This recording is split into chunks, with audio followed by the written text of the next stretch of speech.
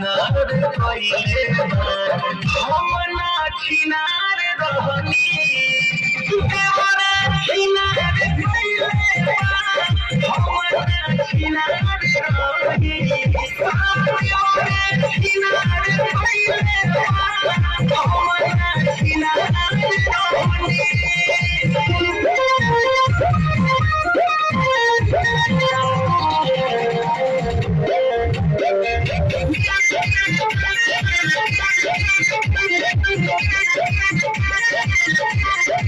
हमारा फसत जनी करी है सैया मोती हमारा किया के तोइया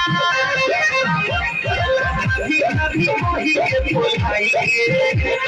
मीठी मीठी बात में फसाई के नीमो रहे जुबाना